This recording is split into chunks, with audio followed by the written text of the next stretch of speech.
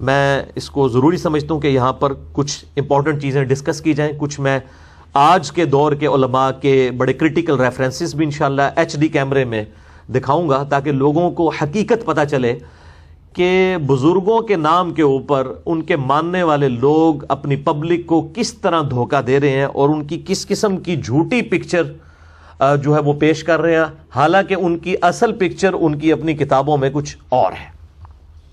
تو وہ اس سے دیکھا جا سکتا ہے. اب ایسے لوگ جو ہیں میں ان سے عرض کروں گا کیا آپ کے پاس دلائل ختم ہو گئے ہیں جو آپ گالی گلوچ کے اوپر اور گمراہ ڈکلیئر کرنے کے اوپر دوسرے مکاتب فکر اور ان کے علماء پر اتر آتے ہیں؟ یا آپ کو اپنے فرقے کے بچانے کا کوئی مسئلہ لگا ہوا ہے یا کوئی اور ایجنڈا ہے؟ اور بعض علماء تو کہتے ہیں جناب یہ انجینئر صاحب جو باتیں کرتے ہیں اس سے تو سارے بزرگ ہی ختم ہو جائیں گے. بزرگ نہیں ختم ہو گے انشاءاللہ. امام بخاری امام مسلم زندہ ہیں، ان کو بزرگی منوانے کے لیے کسی کی ضرورت نہیں ہے. ہاں آپ کے فرقوں کے آپ کے بنائے ہوئے بزرگ ختم ہو جائیں ان کی آپ ٹینشن لیں. اسلام کے بزرگ ماشاءاللہ زندہ ہیں، ان کی سارے عزت کرتے ہیں. کتابیں انہی کی تو سامنے رکھی ہوئی ہیں ہم نے، ان کو کوئی خطرہ نہیں ہے، ان کی بزرگی کو کوئی خطرہ نہیں ہے الحمدللہ. تینوں مکاتب فکر کی کتابیں HD کیمرے میں دکھا کے آپ کو بتا دیتا ہوں کہ ان کی اپنی لینگویج دوسروں کے بزرگوں کے بارے میں کیا ہوتی ہے. میں 4 کتابوں کے حوالے دوں گا. نمبر 1 حسام الحرمین امام رضا بریلوی صاحب کی کتاب. نمبر 2 المہند علی المفند خلیل احمد سہارنپوری صاحب کی کتاب جو اس کے مقابلے میں لکھی گئی. نمبر 3 بریلویہ البریلویہ عربی میں لکھی گئی احسان اللہ ظہیر صاحب کی کتاب، یہ اہل حدیث عالم دین ہے اور اردو میں بریلویہ ترجمہ ہوا. اور نمبر 4 اقتداء صراط مستقیم جو ہے وہ امام ابن تیمیہ المتوفی 728 ہجری کتاب. یہ پہلے سب سے پہلے میں آپ کو صرف بزرگوں کی لینگویج دکھا دیتا ہوں. یہ ذرا تمہید ایمان کور کریں جی، دعوت اسلامی والوں نے چھاپی ہے. ما حسام الحرمین یہ 1905 میں امام رضا بریلوی المتوفی 1340 ہجری بمطابق 1921 نے یہ کتاب لکھی، جس میں 5 کفر کے فتوے لگائے. پہلا غلام احمد قادیانی پہ اور باقی 4 جو ہیں وہ علماء دیوبند اور اہل حدیث علماء کے اوپر. اور جو زبان اس میں استعمال کی ہے وہ میں آپ کو دکھا دیتا ہوں، وہ پڑھ کے بھی مطلب سنا دوں گا آپ کو. اور یہ 1905 میں کتاب انہوں نے لکھی حسام الحرمین. نام ہی آپ سنیں حسام الحرمین، حرمین کی تلوار. یہ جناب یہ ریڈ کلر کی جو لائنیں ہیں ان کو ہائی لائٹ کر کے ان کو ذرا دکھائیے تاکہ ان کو پتہ چلے کہ کیا زبان انہوں نے استعمال کی ہے. یہ میں پڑھ کے بھی آپ کو سنا دیتا ہوں حسام الحرمین سے. چھوٹی سی کتاب ہے، آپ کو مارکیٹ سے مل جائے گی، کوئی مشکل کام نہیں ہے. چوتھا فرقہ وہابیہ شیطانیہ ہے. ذرا آپ اس گروہ کا نام دیکھیں، وہابیہ شیطانیہ. اور وہ رافضیوں کے فرقہ شیطانیہ کی طرح ہیں. وہ کہتے ہیں جیسے شیعہ کا فرقہ شیطانیہ ہے نا، وہ شیطان اتاق کے پیروکار ہیں. یعنی وہ کہتے ہیں جو شیعہ رافضی غالی ہیں وہ شیطان اتاق کے پیروکار ہیں، جن کو امام جعفر صادق نے یہ لفظ استعمال کیا تھا جو رافضیوں کے لیے، جو غالی شیعہ ہیں، جو شیخین رضی اللہ عنہما وعلیہم السلام پر تبرہ کرتے ہیں. وہ کہتے ہیں جیسے رافضی جو ہے نا وہ شیخین کے اوپر تبرہ کرتے ہیں، وہ شیطان اتاق کے پیروکار ہیں. اور یہ جو وہابیہ شیطانیہ ہیں یہ شیطان آفاق ابلیس لعین کے پیروکار ہیں. یہ اخلاقیات ہیں، میں آپ کو صرف بتا رہا ہوں، یہ آپ خود دیکھ لیں یہ اخلاقی زبان ہے یا غیر اخلاقی، آپ نے خود فیصلہ کرنا ہے، میں اس پہ کوئی کمنٹس نہیں کروں گا. وہ کہتے ہیں یہ شیطان آفاق یعنی وہ بڑا شیطان جو ہے نا ابلیس، اس کے پیروکار ہیں. کون؟ دیوبند اور اہل حدیث. اور یہ بھی اسی تکذیب خدا کرنے والے گنگوئی کے دم چھلے ہیں. وہ کہتے ہیں رشید احمد گنگوئی کے یہ دم چھلے ہیں کہ اس نے اپنی کتاب براہین قاطع میں تصریح کی ہے. وہ کہتے ہیں ان کی کتاب کے اوپر جو انہوں نے گرفت کی وہ ٹھیک ہے، وہ ہمیں بھی اختلاف ہے، وہ ہم تو کفری عبارتوں پہ میرا مسئلہ 71B ریکارڈڈ موجود ہے. انڈیا اور پاکستان کے بزرگوں کی 19 گستاخانہ عبارات کا تحقیقی جائزہ، اور میرا پمفلٹ بھی ہے اندھا دھند پیروی کا انجام. میں نے خود اسماعیل دہلوی صاحب کی عبارتیں ہوں، علماء دیوبند کی ہوں، بریلوی علماء کی ہوں، عبارتوں کے اوپر میں نے جو ہے وہ ان کے اگینسٹ قرآن و حدیث سے دلائل لکھے ہیں. فتویٰ کسی پہ نہیں لگایا، سب کا نام احترام کے ساتھ لکھا ہے، پبلک خود فیصلہ کرے. آگے یہ 5 کفر کے فتوے لگا کے نا خلاصہ کلام لکھتے ہیں. ذرا یہ بھی دکھا دیں جی ان کو. یہ یعنی اپنی پوری گفتگو کا خلاصہ لکھتے ہیں کہ میں یہ جو کچھ لکھ رہا ہوں اس کے بعد وہ کنکلوڈ کر رہے ہیں کہ میں اپنے مکتب فکر کے علاوہ باقی مکاتب فکر کو کیا سمجھتا ہوں. وہ اب آپ دیکھ لیں کیا سمجھتے ہیں. جو میں نے کہا نا کہ ہماری حوصلہ ہے کہ ہم سب کے پیچھے نمازیں پڑھتے ہیں، کسی کو اسلام سے خارج نہیں کرتے سوائے قادیانیوں کے اور نصیریہ کے. یہ کہتے ہیں خلاصہ کلام یہ ہے کہ یہ جتنے بھی فرقے ہیں سب کے سب کافر اور مرتد ہیں.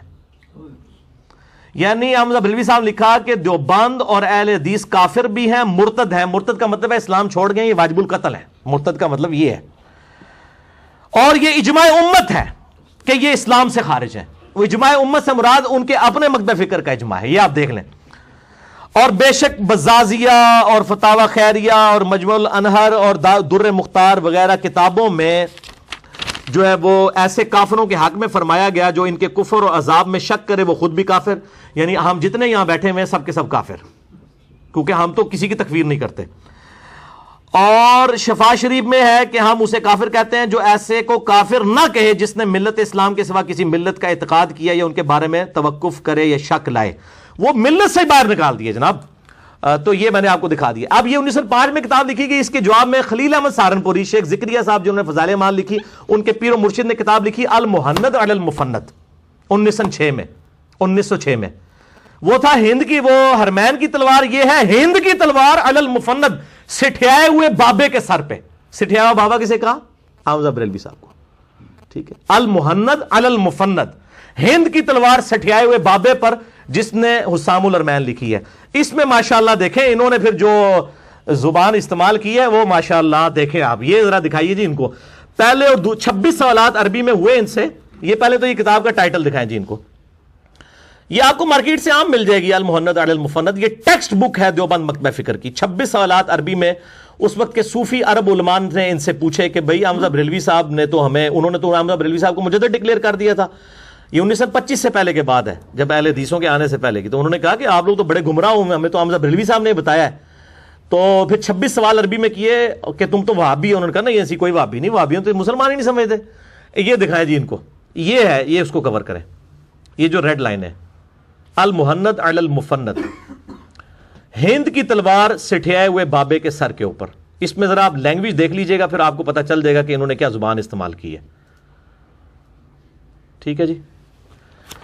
یہ کہتے ہیں کہ حامزہ بریلوی صاحب نے چونکہ فتوے لگائے تو یہ کہتے ہیں چونکہ ہمارے مشائخ رضی اللہ عنہم, یہ علماء دیوبند کو کہہ رہے ہیں رضی اللہ عنہم, احیاء سنت میں صحیح کرتے اور بدعت کی آگ بجھانے میں مستعد رہتے تھے, اس لیے شیطانی لشکر کو ان پر غصہ آیا.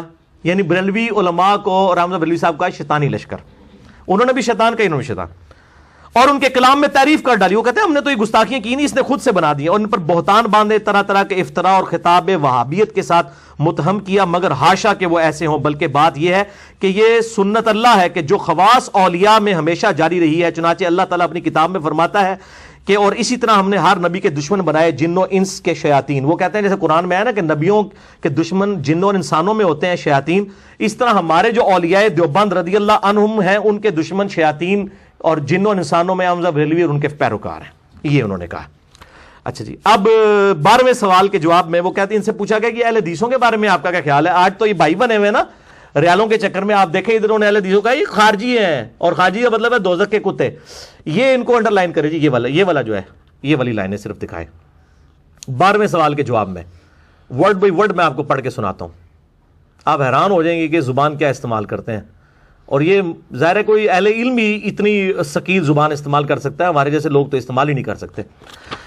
یہ کہتے ہیں کہ ہمارے نزدیک اہل حدیث یعنی جو جن کے بارے میں سوال ہوا ہے ان کا وہی حکم ہے جو صاحب در مختار نے لکھا ہے کہ خوارج کی ایک جماعت ہے شوکت والی جنہوں نے امام پر چڑھائی کی تعویل سے کہ امام کو باطل یعنی کفر یا ایسی معصیت کا مرتکب سمجھتے تھے جو قتال کو واجب کرتی ہے. اس تعویل سے یہ لوگ ہماری جان و مال کو حلال سمجھتے اور ہماری عورتوں کو قیدی بناتے. آگے فرماتے ہیں ان کا حکم باغیوں کا ہے, اور پھر یہ بھی فرمایا کہ ہم ان کی تکفیر صرف اس لیے نہیں کرتے کہ یہ فعل تعویل کی وجہ سے ہوا. اگرچہ علامہ شامی نے حاشیے میں فرمایا ہے, یعنی رد المختار کے اندر, در مختار کے حاشیے میں, فتاوی شامی میں, جیسا کہ ہمارے زمانے میں عبد الوہاب کے تابعین سے سرزد ہوا کہ نجد سے نکل کر حرمین شریف پر غالب آگے اپنے آپ کو حنبلی مذہب سے بتاتے ہیں, مگر ان کا عقیدہ یہ ہے کہ بس وہی مسلمان ہے جو ان کے عقیدے کے خلاف وہ مشرک ہے, اور اسی بنا پر انہوں نے اہل سنت اور علماء اہل سنت کا قتل مباح سمجھا, یہاں تک کہ اللہ نے ان کی شوکت توڑ دی. اس کے بعد میں کہتا ہوں ان شوکت دوبارہ آ گئی جناب, تسی فوت ہو چکے ہو 1925 دوبارہ وہ آگے جے.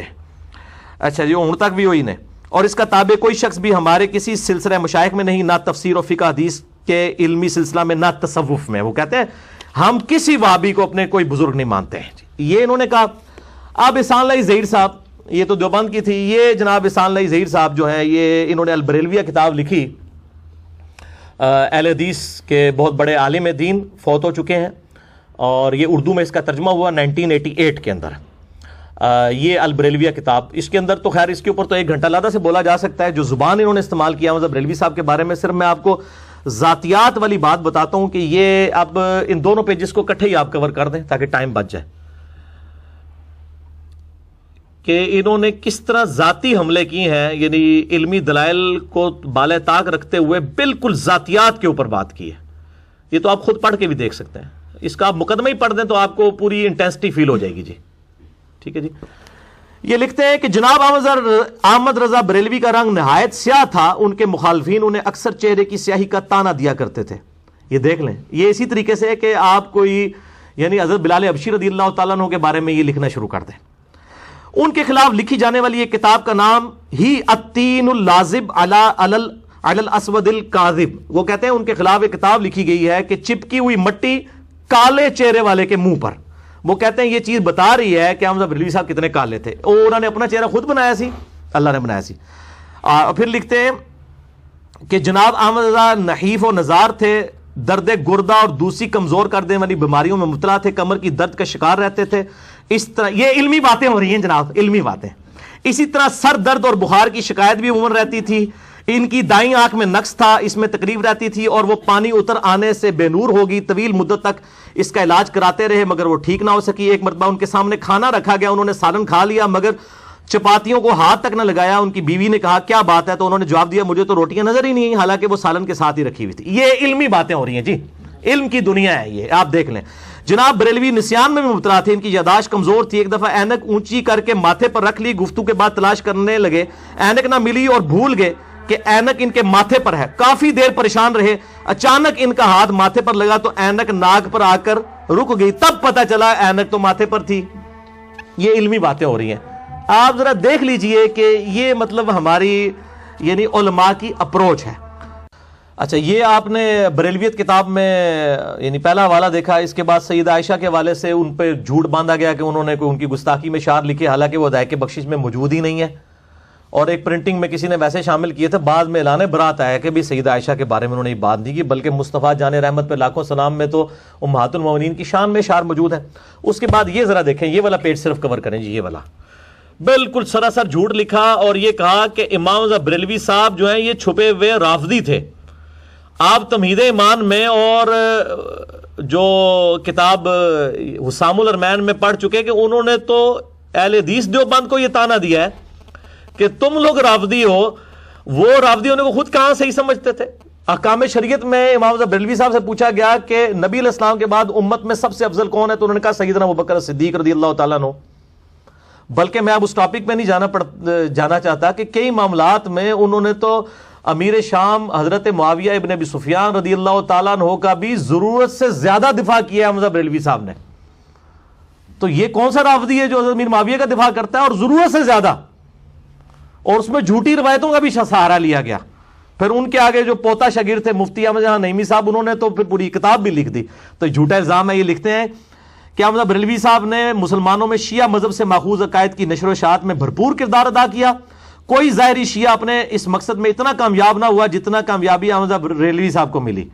اس سلسلہ میں تقیہ کے لبادے میں حاصل ہوئی. انہوں نے اپنے تشیع پر پردہ ڈالنے کے لیے چند ایسے رسالے بھی تحریر کیے جن میں بظاہر شیعہ مذہب کی مخالفت اور اہل سنت کی تائید پائی جاتی ہے. شیعہ تقیہ کا یہی مفہوم ہے جس کا تقاضا انہوں نے کما حقہ ادا کیا. استغفر اللہ توب الیہ.